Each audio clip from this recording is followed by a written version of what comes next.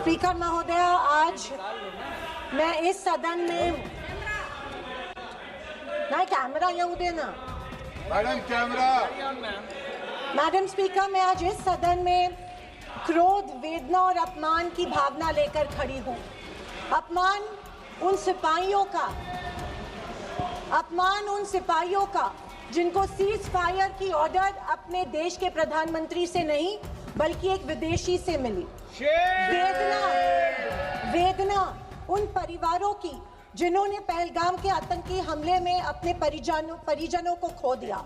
और क्रोध इस सरकार पर जो आज तक पहलगाम के आतंकी हमलावरों को न पकड़ पाई है और न ही उनकी कुछ सुराग ढूंढ पाई है। ऑपरेशन सिंदूर नाम सुनने में देशभक्ति का लगता है, लेकिन असल में ये सिर्फ मीडिया पर किया सरकार का एक तमाशा था।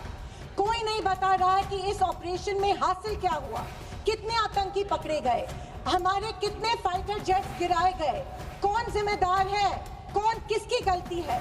इसका हिसाब देने का दायित्व इस सरकार का है, मगर देश में सवाल पूछने पर ही पाबंदी है, क्योंकि ये सरकार सवाल सुनना ही नहीं चाहती है, बल्कि ये सरकार जवाबदेही से ही भागती है।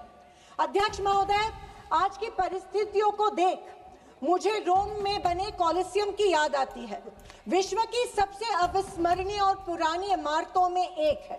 रोम में बनी कॉलिसियम मनुष्य की कल्पकता और निर्माण क्षमता का एक अभूतपूर्व मिसाल है, पर इसके अलावा वो एक गंदे और घिनौनी राजनीति का भी प्रतीक है।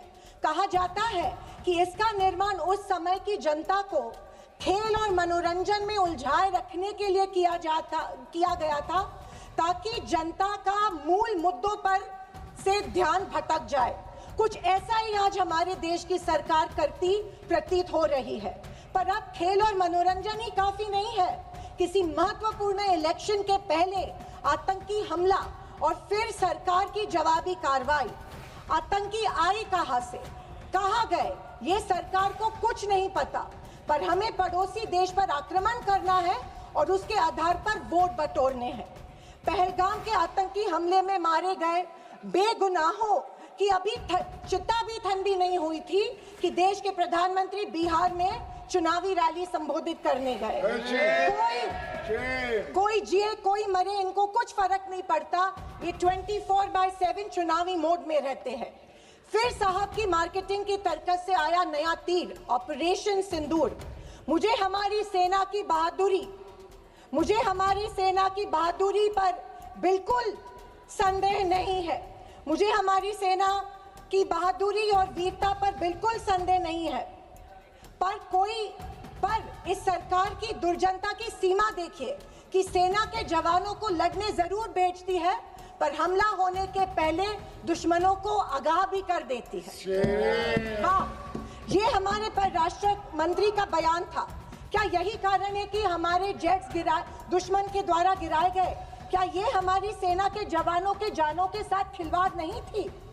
खैर, जो इंसान मानता हो कि इस सेना के जवान की तुलना में एक व्यापारी ज्यादा खतरा मोल लेता है, उससे हम अपेक्षा ही और क्या करें। ये मूर्खता है या फिर देशवासियों को मूर्ख बनाया जा रहा है? ऑपरेशन सिंदूर से देश को क्या हासिल हुआ? अमेरिका के दबाव में किया गया एक शर्मनाक सीज फायर।